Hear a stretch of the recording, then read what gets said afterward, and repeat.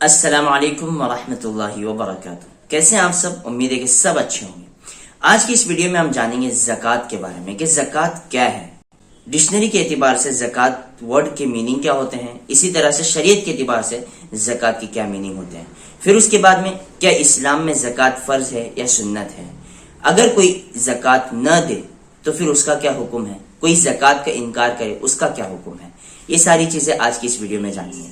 شروع کرتے ہیں۔ ڈکشنری کے اعتبار سے زکوٰۃ کہتے ہیں پاک کرنے کو، بڑھانے کو اور خیر کی چیزوں کو، بھلائی کی چیزوں کو، ٹھیک ہے، یہ ڈکشنری کے اعتبار سے۔ شریعت کے اعتبار سے مخصوص طریقے پر اپنے مال اور بدن کی جانب سے جو چیز نکالی جاتی ہے اسے زکوٰۃ کہتے ہیں۔ کیا زکوٰۃ اسلام میں فرض ہے یا سنت ہے؟ زکوٰۃ اسلام میں فرض ہے۔ اللہ تبارک و تعالیٰ قرآن مجید میں فرماتے ہیں وَأَقِيمُوا الصَّلَاةَ وَآتُوا الزَّكَاةَ، نماز قائم کرو اور زکوٰۃ ادا کرو۔ دوسری جگہ اللہ تبارک و تعالیٰ فرماتے ہیں خُذْ مِنْ أَمْوَالِهِمْ صَدَقَةً تُطَهِّرُهُمْ وَتُزَكِّيهِمْ بِهَا وَصَلِّ عَلَيْهِمْ، کہ ان کے مال میں سے زکوٰۃ لو جو ان کو پاکباز بنائے گی۔ دوسری جگہ اللہ تبارک و تعالیٰ فرماتے ہیں وَالَّذِينَ يَكْنِزُونَ الذَّهَبَ وَالْفِضَّةَ وَلَا يُنْفِقُونَهَا فِي سَبِيلِ اللَّهِ فَبَشِّرْهُم بِعَذَابٍ أَلِيمٍ، کہ جو سونا چاندی میں سے مال جمع کر کے رکھتے ہیں اور اس کی زکوٰۃ نہیں نکالتے، اللہ کے راستے میں خرچ نہیں کرتے، فَبَشِّرْهُم بِعَذَابٍ أَلِيمٍ، انہیں بشارت دو دردناک عذاب کی۔ قرآن اعتبار سے زکوٰۃ کا پس منظر۔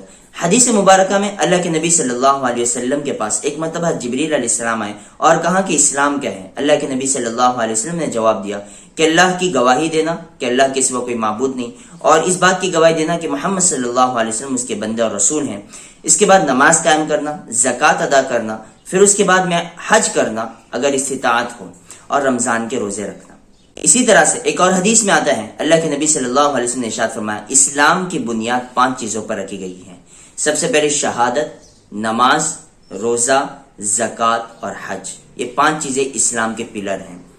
اسی طرح سے ایک دوسری حدیث میں اللہ کے نبی صلی اللہ علیہ وسلم نے ارشاد فرمایا جس کا خلاصہ میں ہم آپ کو بتا دیتے ہیں کہ جس کے مال پر زکوٰۃ ہو اور وہ زکوٰۃ ادا نہ کرے تو پھر اس کا مال یہ قیامت کے دن گنجے سانپ کی شکل میں، جس کی آنکھوں کے پاس کالے سیاہ دھبے ہوں گے، وہ آئے گا اور وہ اس کے گلے کا توق بن جائے گا اور اس کے جبڑے کو پکڑ کر ڈسے گا قیامت کے دن اور کہے گا کہ میں تیرا مال ہوں، میں تیرا خزانہ ہوں۔ لہٰذا ان ساری احادیث اور قرآن کی آیات کے پیش نظر اس بات پر علماء کا اجماع ہے، امت کا اجماع ہے کہ زکوٰۃ فرض ہے۔ لہٰذا جو زکوٰۃ کا انکار کرے، زکوٰۃ کا جو انکار کرے وہ اسلام سے نکل جاتا ہے اور وہ کافر ہو جاتا ہے، اور جو زکوٰۃ دینے سے انکار کرے، زکوٰۃ کا انکار نہ کرے، زکوٰۃ دینے سے انکار کرے تو اس پر بڑا سخت گناہ ہوتا ہے جو اسے آخرت میں بھگتنا پڑے گا۔ لہٰذا معلوم یہ ہوا کہ اگر ہم صاحب نصاب ہیں، جو چیزیں انشاءاللہ اگلی ویڈیو میں بتائی جائے گی کہ زکوٰۃ کن چیزوں پر ہے، کتنی دینی ہے، کس کو دینی ہے، کب دینی ہے، وہ ساری تفصیلات آپ کے سامنے ایک ایک ویڈیو میں آتی جائے گی۔ لہٰذا اگر ہم صاحب نصاب ہیں اور ہمارے پاس اتنا مال ہے سونے چاندی کی شکل میں یا رقم کی شکل میں، پیسوں کی شکل میں، کہ اس پر زکوٰۃ واجب ہو جاتی ہے تو زکوٰۃ کی ادائیگی ہم پر ضروری اور فرض ہے۔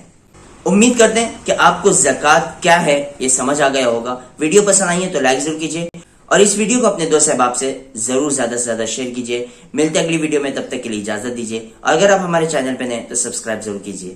ملتے اگلی ویڈیو میں، تب تک کے لیے اجازت دیجیے۔ السلام علیکم ورحمۃ اللہ وبرکاتہ۔